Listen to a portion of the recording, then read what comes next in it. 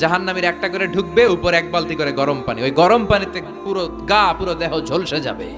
এরপরে ফেরেশতারা হাতুড়ি নিয়ে দাঁড়িয়ে থাকবে, পিটানো শুরু করবে। পিটাতে পিটাতে মাসেলগুলোর হাড্ডিগুলো থেতলে যাবে।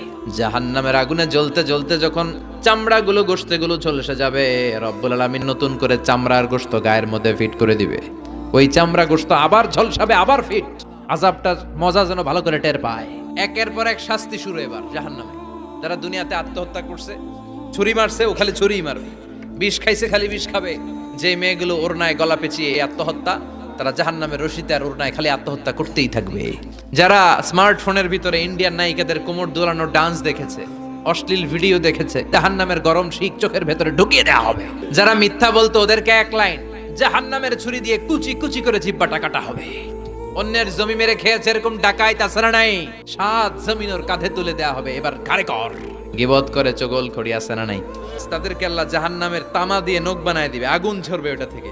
নিজেরা নিজের গালের গোশত আর বুকের গোশত টেনে কুড়ে কুড়ে খাবে। ওদের ব্যথার চিৎকারে পুরো জাহান্নামটা থারথার করে কাঁপে। যারা যাকাত দেয় নাই, জাহান্নামের টেকো সাপ, যেই সাপ কামড় দেওয়ার সাথে সাথে দেহটা নীলাভ 70 গজ জামিনে ঢুকে যাবে। আবার সাপ ওখান থেকে ছোবল দিয়ে বের করে পা থেকে পেঁচাতে পেঁচাতে কোমরে একটা টাইট। পারবেন সহ্য করতে? আল্লাহ জাহান্নাম থেকে তুমি আমাদের বাঁচাও।